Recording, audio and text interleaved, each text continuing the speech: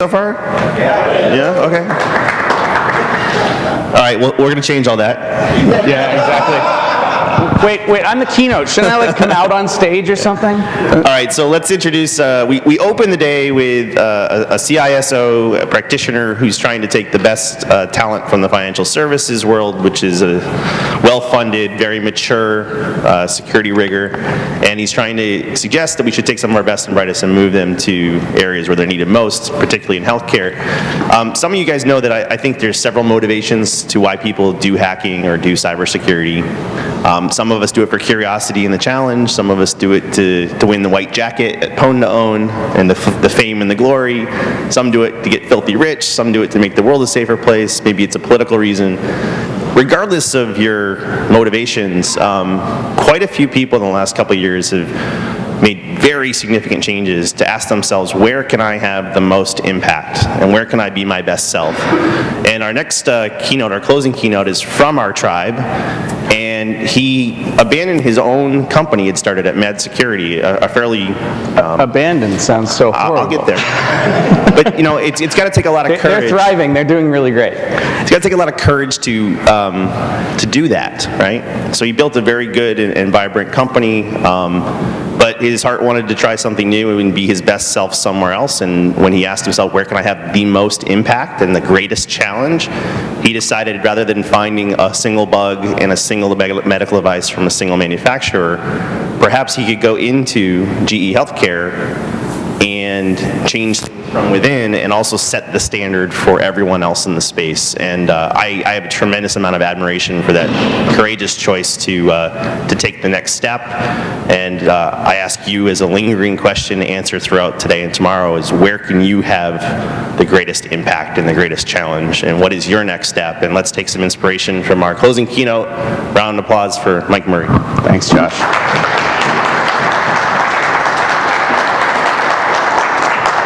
Man, that was a lot to live up to. Yeah, and Josh nailed why I left MAD and why I went to GE. I usually say it a little more flippantly, but to go to a massive company with huge scope and scale was an opportunity that we don't get very often in our security careers. And you guys, it's funny, the last time I was on the Source Boston stage, I was talking about careers. I was doing a career workshop here, probably 5 years ago with Lee Kushner. And so my career has changed a lot since I was doing that. And what I want to talk about today is, how many of you guys saw Paul Asadorian's talk earlier? I'd be interested because I missed it because I was on calls pretty much all day. But I have a feeling we're going to say a lot of the same things, just in different ways. And I think the place I want to start is, I don't want to set the standard for medical devices. I'll be honest. I don't think medical devices are necessarily that interesting by themselves. I care about things. And if you talk to anyone at GE Healthcare, specifically the healthcare piece, we consider ourselves an IoT company. GE considers itself an IoT company. In fact, we've coined a term, the industrial internet. And if you read the GE marketing material, there's all kinds of stuff about the industrial internet. And what is that? It's basically IoT for industry. It is IoT at a much higher level. And we tend to get up and talk a lot about IoT like it's the future. And I've been having fun with this for the last little while because IoT, I don't really think is the future. How many of you guys are wearing a Fitbit or some sort of fitness band right now? 25% of the room. How many of you guys have at home, hold on, Rescue Time just interrupted me to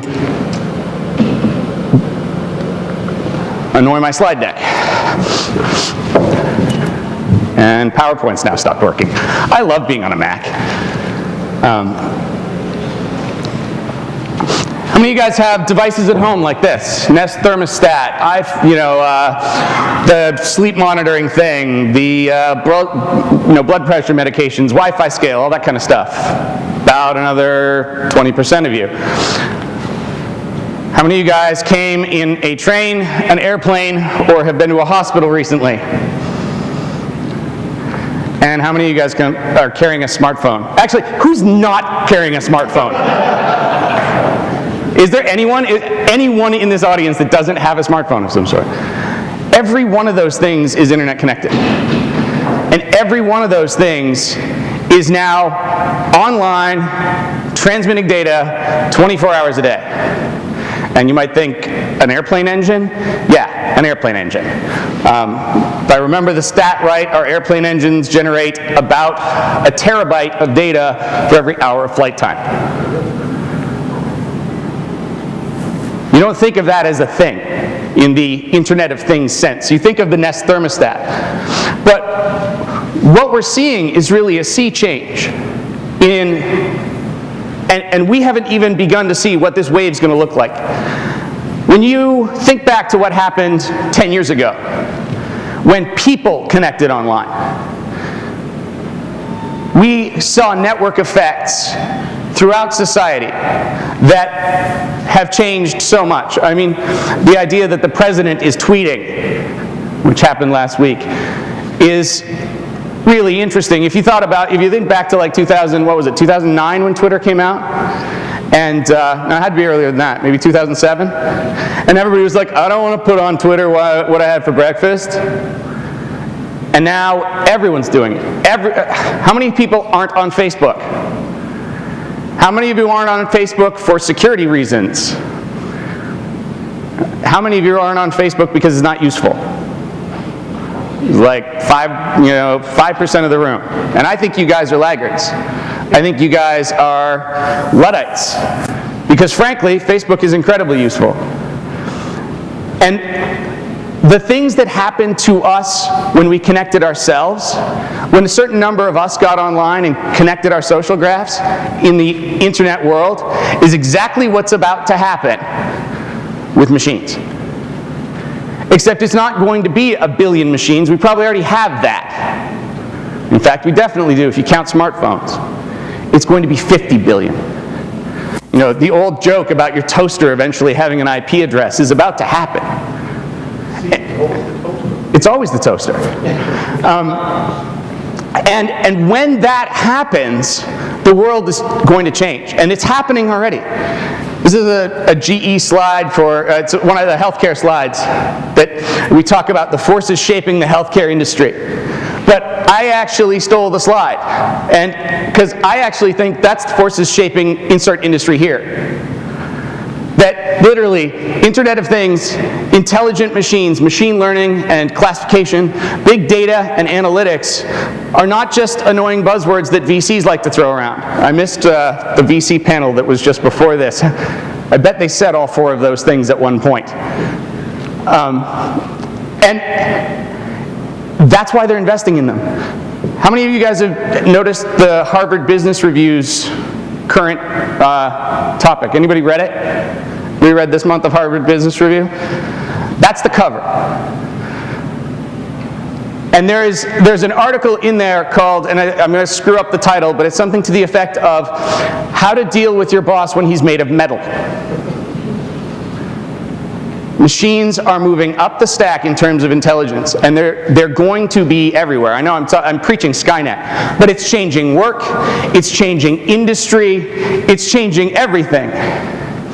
And what it's changing most is the way that we think about hardware and software, and the way that we think about the way products are built. And this is all preamble to talk about how things are built.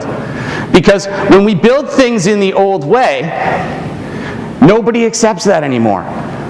It would blow your mind to talk to be inside a medical device manufacturer, where we're still used to building things in the way we always did. If you're building a CT scanner, for example, that's like a 2-ton magnet, you build it like you would build a 2-ton magnet. It's got a long product development life cycle, because these things are hard to get right?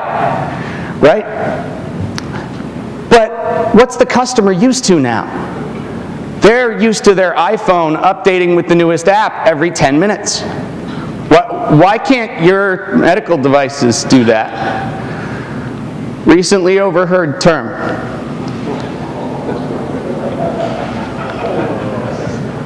And that's going to be a reality within 5 years.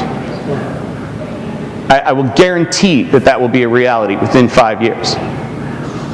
So when Josh said that I came here, that I picked this job because it was hard, think about if you guys actually, I can say this in this room because you guys get it, think about if we screw that up as a society.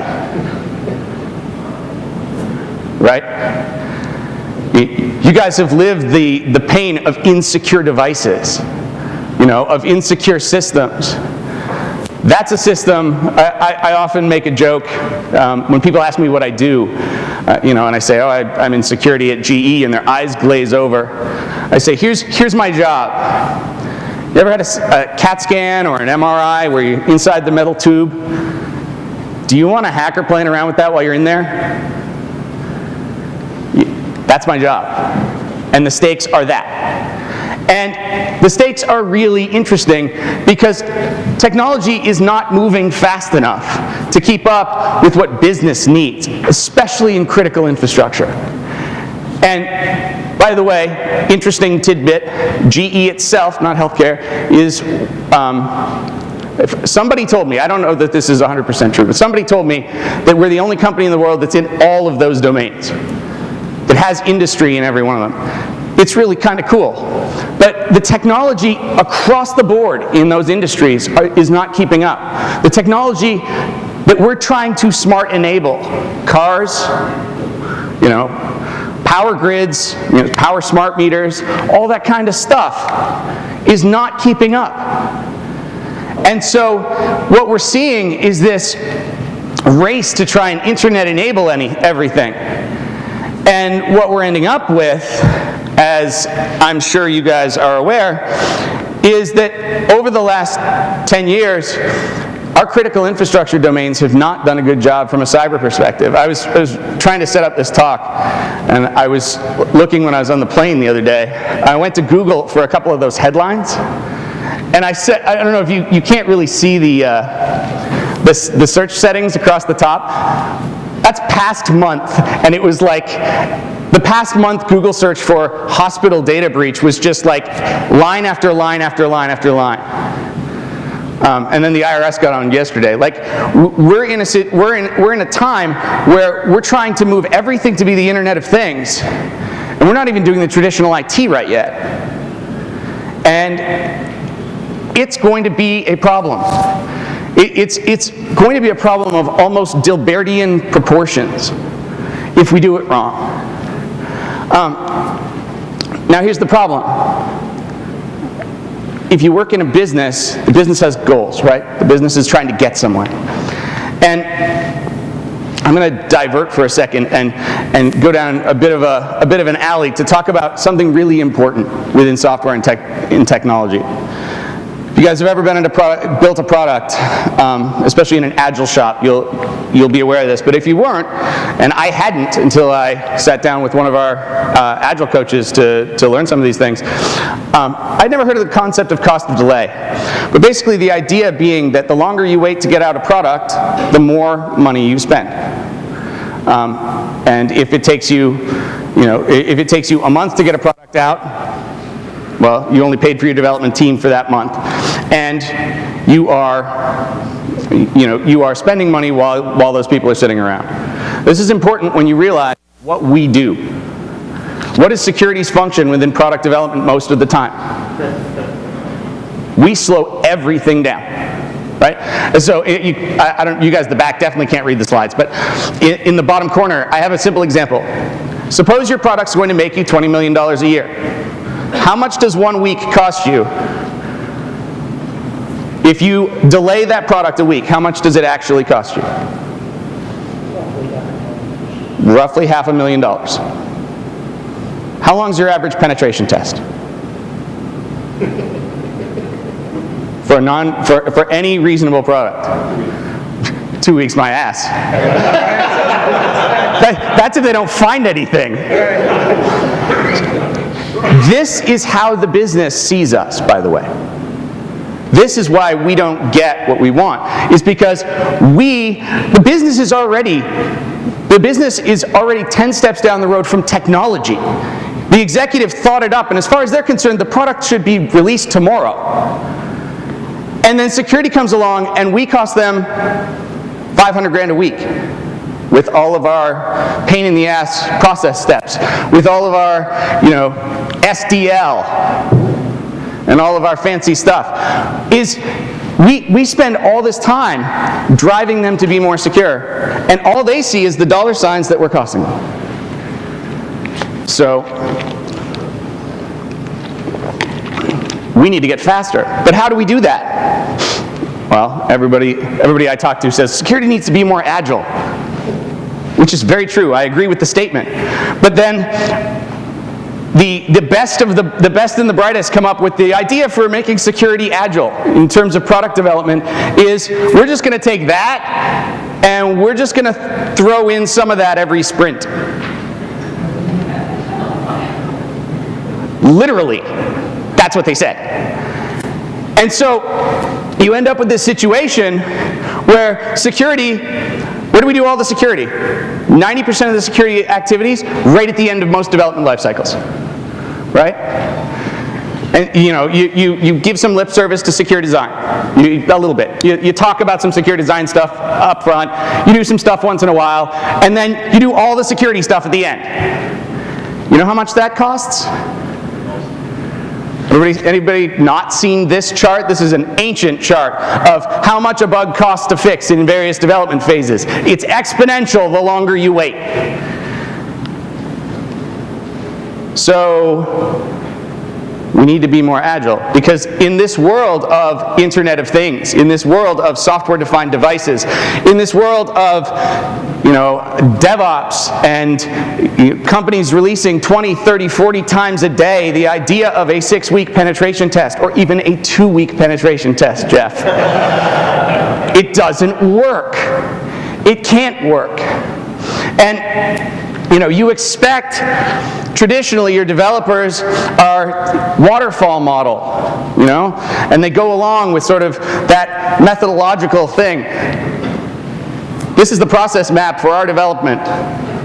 It's called the Scaled Agile Framework. You can go to the Scaled Agile Framework and get that. It's unbelievably complex, but it's designed to move really, really, really fast. It's designed, and you don't think about a company like the one I work at as moving at startup speed. I've seen more DevOps and Agile inside this company than I've seen anywhere else. I ran a consulting company. We had hundreds of clients. I've never seen anybody that can move the way the company I work at now does. And we have to do it securely. So how do we go about getting security? And how do we get there? I'll come back to what we're doing and the things that we do. As far as Josh said, we're trying to set the bar. We are trying to set the bar. Doesn't mean we've done it yet. Believe me, I've only been there 18 months. This is not a ship you turn around that quickly. But the most important thing actually comes from you guys. The most important thing about getting security is not what any of the device manufacturers can do. It's not about what any of the airplane manufacturers can do. They don't get to solve the problem, not really. Because here's how it's supposed to work. Who takes all the risk, in this situation? Who actually takes the risk, if you think about it? Josh pointed at himself. I think Josh takes all the risk too. No, we do, right? If you get your data breached, who's the consequence? Who ultimately is the consequence hitting? It's you. I had my identity stolen a couple of years ago. I'm expecting it to happen again now that the IRS got hacked. Somebody filed a false tax return in my name. He's in jail now. And it took me 2 years to clean that up. I take the risk, and I had all that identity theft insurance and stuff. I take the risk on that, regardless of whether somebody gets fined or breached or whatever. So how should this work? The person who takes the risk should ultimately make a smart decision and not purchase the things that are causing them risk. Really, it should work like this. You take the risk by giving your data to whoever. and they're holding on to it. What you're hoping is that they're doing a good job of securing, if some hospital somewhere is doing a good job of securing their stuff. The decision process you're hoping is if they experience more risk, they'll, because some vendor is hurting them, or if you're experiencing more risk because some vendor's hurting you, you'll buy something different. You won't use that vendor. Right? That's how that process should work.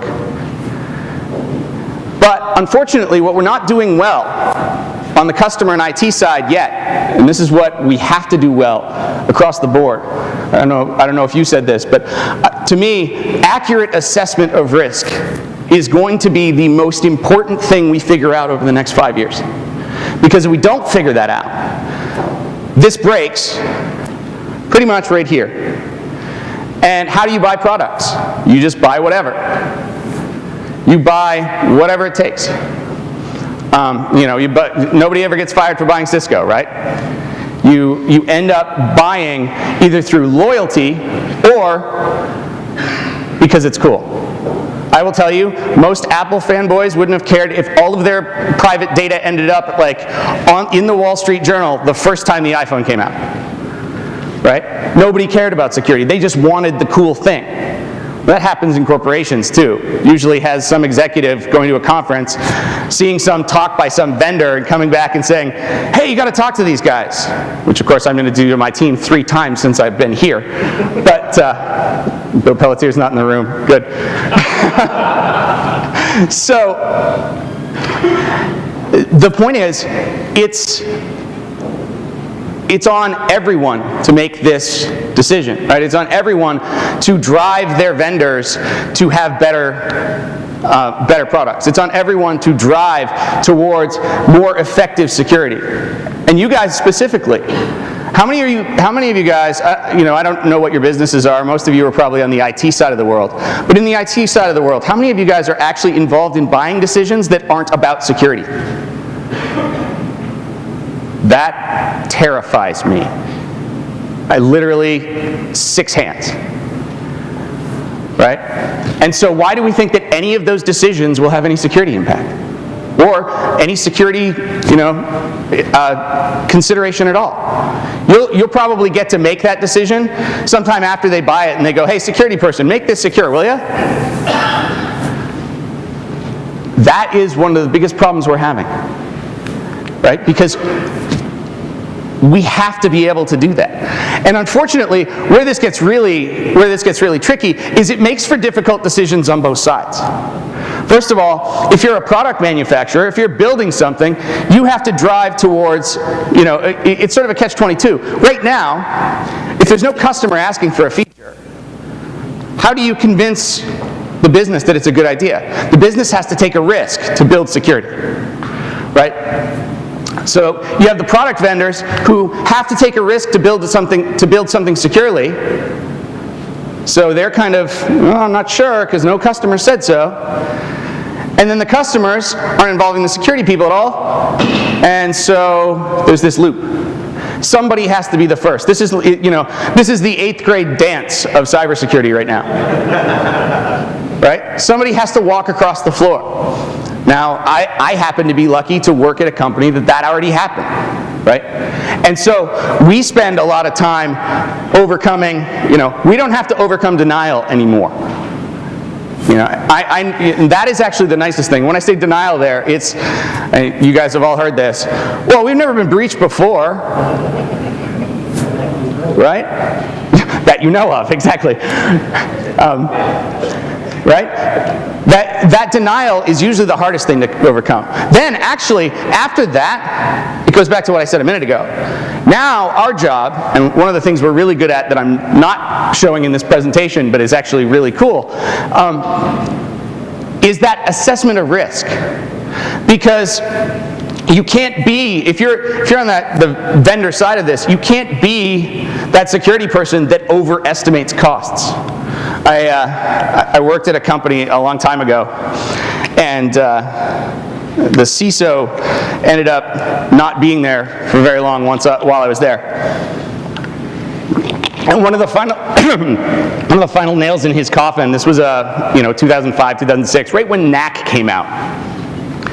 one of the final nails in his coffin was to go to the executives of this company and propose that we roll out NAC at the cost of replacing almost every switch in a Fortune 500. You can't do that when you're selling a product, right? Because it comes out of the actual bottom line of the product and it's direct. And you see it very clearly. So you have to be able to assess risk. You have to be able to assess actually what the potential loss is. And you have to do it and not be wrong. Because if you're wrong, you cost the business more money than you did before, right? And believe me, they won't make the mistake next time. Smart business people get that way, they get promoted by making decisions that make the company money. If we are losing the company money, we won't be around very long. That's really, if you hear one thing I said today, that's it. You have to find a way to make the company money. And on the other side, you have the same problem. As a customer, you have to determine the discount rate for security. So imagine you have a product that has perfect security and one with exactly the same features that has less than perfect security. How much more would you be willing to pay for the first one? Is it 5%? Is it 10%? Is it 100%? Because I'll tell you, if you say 100% to your business and you're not in healthcare right now or the financial services sector, you're probably not long for this world. But there's a price. And that risk assessment and understanding what that cost value is incredibly important. It's vital.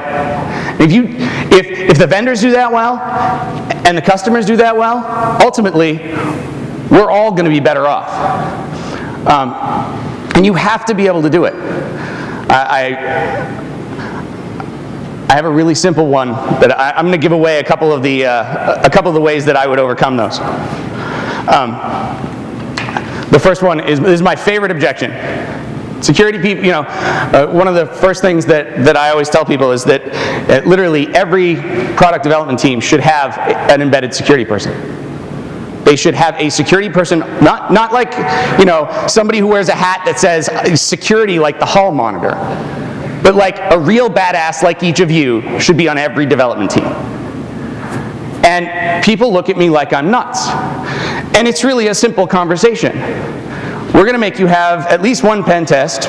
You're going to have a pen test every release, right?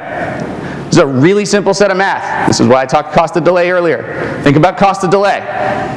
That person sits on their butt for 52 weeks a year. But if they save you 1 week of development time in that pen test every year, they have more than doubled their salary in your value. There is no justification for not having a security person on literally every development team. And if you can make that argument and you think about it, just think about if all of your products get to market 1 week faster. Because your security folks, you guys all stop being that person that's holding up the delay, or holding up the release.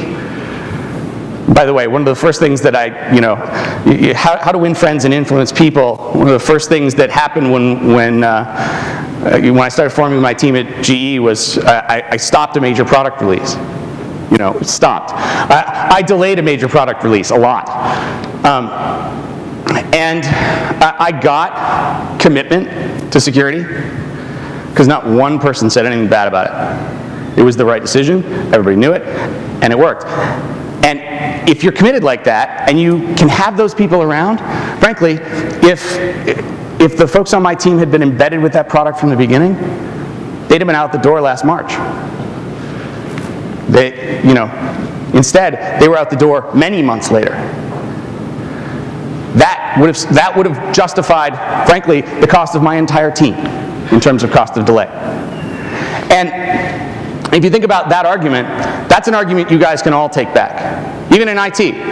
How much is this system worth to you to be online? You guys are building this system. How much is it worth to you for that ERP system to be up? If security keeps it from being up because because it's not ready for prime time, or if security keeps you from having, your newest widget on your website or whatever that happens to be, you have a cost of delay issue as well. It doesn't work nearly as well in IT as it does when you're developing products, but it's a useful one. The one that really has been getting to me lately is the idea of vendor selection. You know, often what I see is that the lesser known vendors are the ones that invest in security first. Luckily, it doesn't happen to be the case with what I'm doing, but ultimately, what you guys really have to do is vote with your dollars. You have to learn to make the argument that buying Cisco will get you fired. If Cisco, and not Cisco, I'm not ripping on any vendor specifically, you know, buying insert vendor here because that's what we've always bought is not necessarily, you know, if we have an accurate risk calculation and we know how much it's going to cost if that gets owned, then we can start making smart decisions. All right, a couple quick things on how it's supposed to look. How many people know what a definition of ready and a definition of done are? Not a whole lot of Agile developers in this room. Definition of done basically means, how do you know when something's finished? You know, within an Agile team, it's basically the DNA. It's the rules of engagement for how you build software. This is actually stuff that's in the definition of done for one of our products. Literally, every time they finish a feature, they have to do security steps. They have to do security things. They have to update the threat model. Keep an accurate, up-to-date threat model with every feature they do. And then they have to run it through security scanning. That's actually two of a bunch of steps. I just didn't want it to be a total eye chart when I put the slide. That's how you're doing it right. You're literally building it at every step. Every time they check in code pretty much, you're actually building secure things. And you think about what does that really do? What does that do in terms of cost of delay and product lifecycle? Well, it takes security from right before the release, and it literally puts it as the product's being developed. Suddenly, we're making money, right? There's not a 2-week pen test in Jeff's world, right? Actually, most of our pen tests now are 2 weeks.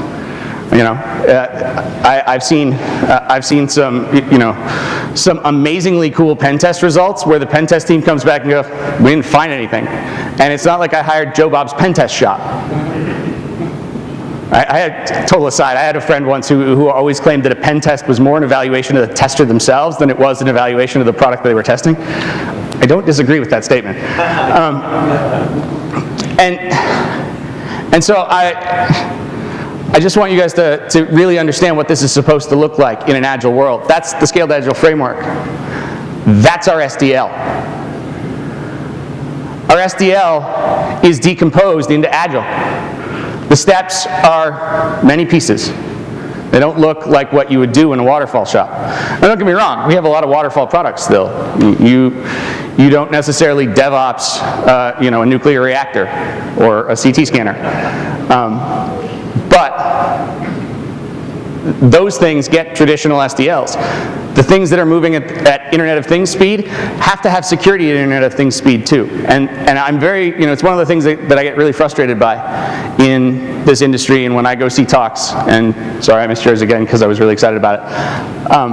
But I get really frustrated because we're still talking about security the way we talked about it 10 years ago. And the world has changed. It's changing faster. It's going to continue to change faster. And if we don't keep up, all we're going to do is cost our companies money. And we can't be those people, because those people get replaced, probably by machines. All right, questions, thoughts, comments, things to throw at me. So when you have your developers, do the threat modeling? No. Do you have a security person do that? Yeah, absolutely. I find developers, well, some will be good, some just can't wrap their head around being creative enough to figure out how someone would attack it and not. Yeah, no, it's a totally different thought process, right? It's so Paul asked, for those who couldn't hear him, he asked if we have the developers do the threat modeling or if we have security people do it.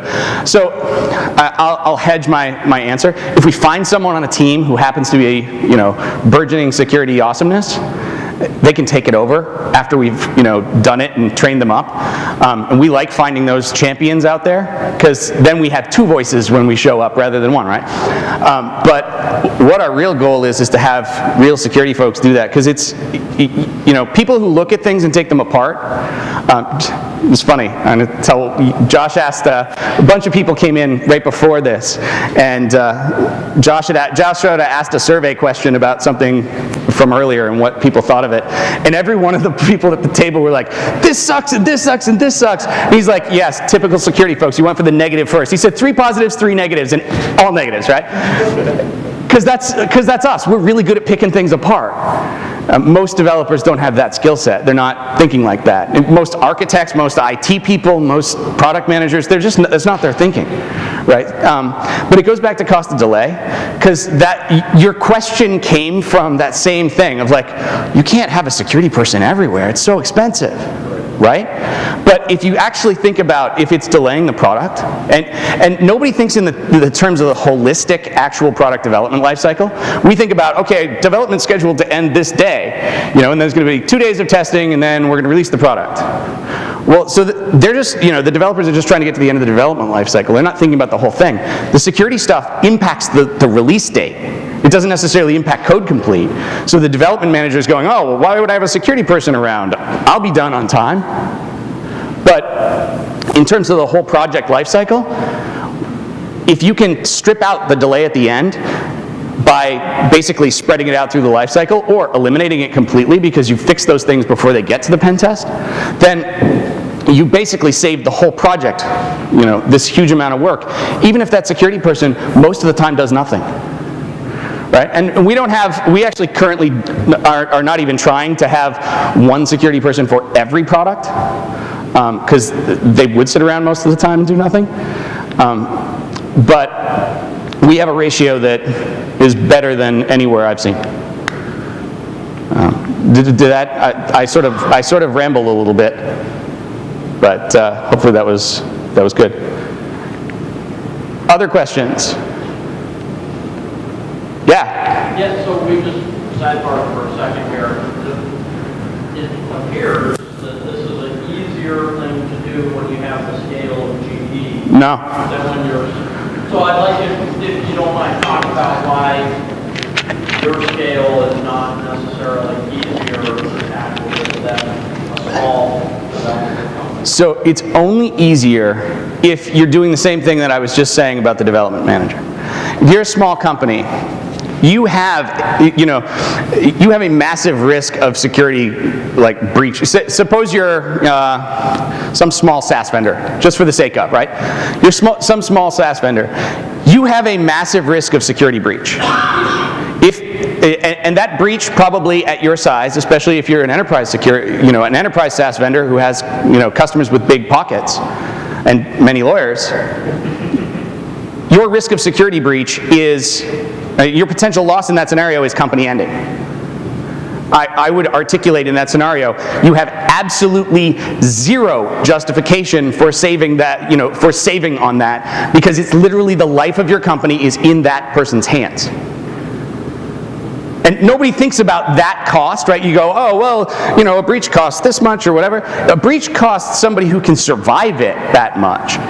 You actually, if you make the choice to avoid that, you are literally, playing Russian roulette. I would articulate that, and as somebody who's been there, when we started MAD, there was 3 of us, and we didn't pay ourselves for 6 months. I know what it means to spend money on a person, right? And it's terrifying to increase base cost in a company like that, because every dollar you spend is like that much closer to oblivion. But every day you don't actually do the security thing, you are literally loading the chamber, right? And so I would articulate that I would spend on that before I'd spend on some administrative function. But nobody thinks about, it's like it's the same reason that people smoke, even though the cancer statistics are what they are, right? No one thinks about, we're mentally programmed, like our brains just cannot process catastrophic event and potential of it. It's not something that we naturally think about. You don't naturally, every day you're walking down the street, think about the fact that you're like, you could be hit by a car at any moment, or you'd be paralyzed with fear if you actually had to think about that all the time, right? We make the same mistake in resourcing our companies, in doing anything. It's a very risky decision to not have security in the product you're building as a small company. It's probably a lot more risky for a small company than it is for somebody our size. Because somebody our size, I can imagine a company-ending event for a company. We saw Lehman Brothers and stuff like that, right? We've seen those kinds of things in the past, but it's got to be really bad before that happens. Somebody small, there were those companies that just went under when their Amazon accounts got owned and they had their databases deleted. I would argue that they are the exact example that I wish I'd thought of that earlier in the answer, but they're the perfect example. How much do you think they would have spent on security if they had known that was going to happen? Think they'd have done it?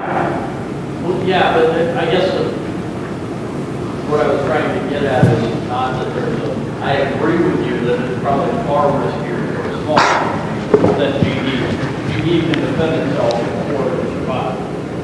Yes. But it's harder for that small company to tackle the challenge in the first place. It is. That's and how... It is. And that's, so this slide that is really, part of a lot longer discussion.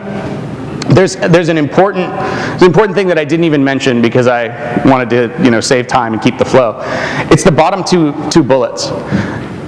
In that situation, as that small company, you have to have the courage to be willing to forego building certain things in order to build security. And that is the hardest decision. That is like the definition of courage in business.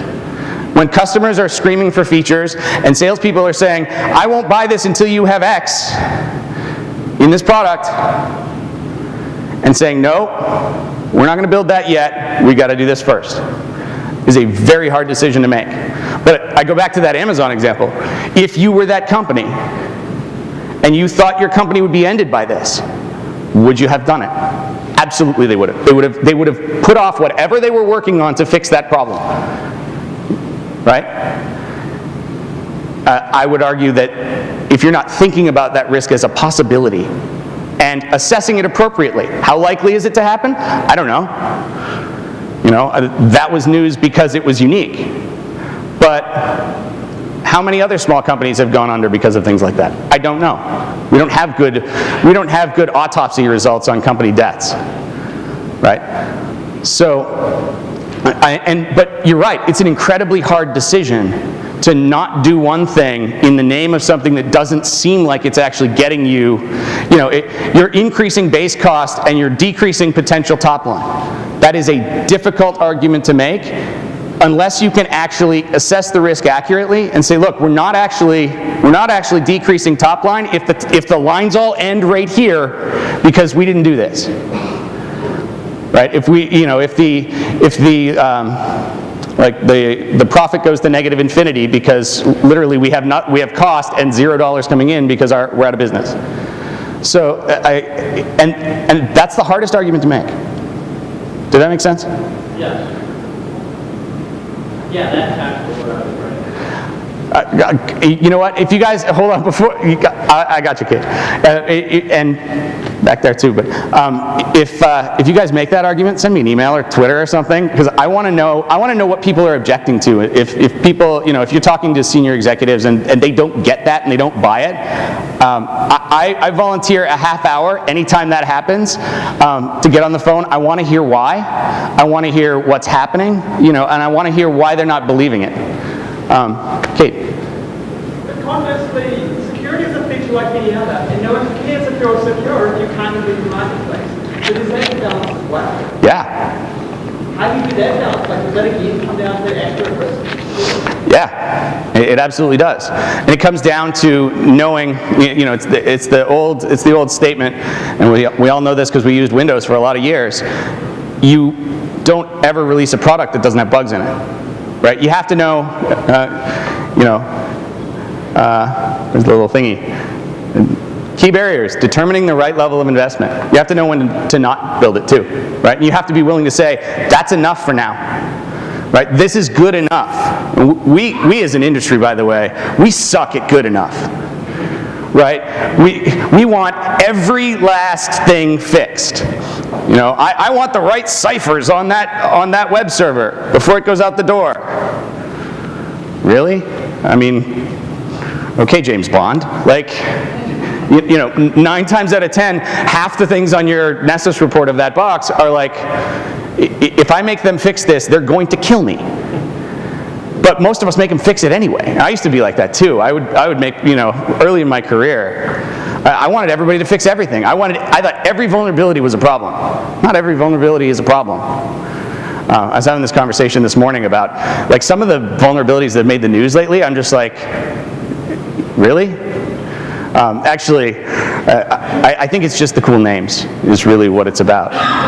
But yeah, you got to know when to stop. You got to know when not to build security. I mean, ultimately, it's the same prioritization thing, right? How much are we going to lose if we don't build this other feature instead of security? If you have a $10 million deal on the plate and you're a $100,000 a year company because you're just getting off the ground, I would drop everything to build that $10 million feature, right? Whatever that thing is. But I wouldn't wait too long to build the security thing because it's then worth $10 million if I get it wrong, right? So there's a balance, and there has to be. We have to be. Jeff Immelt, I've turned into a GE fanboy. It's really funny. Actually, something that nobody knows, I was a GE fanboy long before I went to GE. Like, I read all of Jack Welch's books, like, you know, way before. So it's actually kind of cool that I worked there. But something I heard Jeff Immelt say recently is we need to be risk managers, not control freaks. Right? And that applies to security better than anywhere else I've ever been in terms of industry. You know, like, we are control freaks. I mean, a lot of us are just like that by nature. And that's why we like security, is it lets us build control into things. We even talk about building controls. But that's not the way we have to think about this. We have to think about risk, and we have to think about, you know, it's the Detroit CISSP example. You don't spend $1 million to protect $10 in assets. You have to do the same thing with your security features. What were you gonna? I mean, you've been talking a whole lot about, like, the product manufacturer side of things, right? You've got two slides here where there's two sides of the coin. There is. Right? Yeah. So the customer, in a business sense, can actually do some of those assessments. But there's this whole other section of the actual consumers, right? You can't assume that most consumers are going to be able to go through those bullet points and accurately assess. I can't look at my phone and accurately assess the risk of my phone, right? No. So how is a larger organization, a larger populace, able to make any informed decisions about the security of their product? How do you approach that? I think we don't. I honestly don't think we do. I mean, and this is where it's on us. You know, to steal a phrase from Mr. Corman, we're the cavalry, right? We're the people that are going to actually be able to assess that for the world and make that clear. Because, you know, I would argue that. Are you advocating for publicizing calls for those who mean? You know what? No, so sort of responsibly, yes. You know, if a vendor doesn't do their job and doesn't respond, you know, I understand. Now, if it's a critical infrastructure vendor and you give them, you know, 30 days to fix a vulnerability that's been in their product since 1974, that's not reasonable. And you know what? I'm going to coin a new term. I'm not for responsible disclosure. I'm for reasonable responsible disclosure, which is different than being the kind of vulnerability researcher who wants to publish things so they get famous. And we all know there's lots of those, right? You can't be that person. But yeah, I'm absolutely for responsible disclosure if somebody's not doing their job. That said, I think it's our job, you know, within our own context, to advocate for the customer. I tell everyone on my team, this is sort of what I charge my folks with. And so there's two security, I say it this way pretty much every time, there's two security organizations at GE Healthcare. There's the CISO's org that protects GE Healthcare, and there's our org that protects our customers. That's how you do it. You become the advocate for the customer. Does that Does that give a kind of a reasonable, it's never going to be perfect, but here's the one thing I'll say. How well do you assess the safety of your car? You don't. You have no idea if your car is going to blow up like a Ford Pinto. But somebody at Ford better, right? And they better be advocating for you not to end up blown up. And you trust that that's happening. Now, if a few Ford Pintos start blowing up, people are going to start publicizing that. People are going to get it on the news. And then my mom will know not to drive that car, right? Same thing has to be us. We have to be the same kind of world. And we have to advocate for our customers within our functions. All right, I've been told there's a party upstairs. Upstairs? Yeah, upstairs. So I vote that we all go to the party, and feel free to come grab me and ask, or tell me I'm crazy, or tell me I'm wrong, or whatever. But thank you guys for listening, and thank you for being here.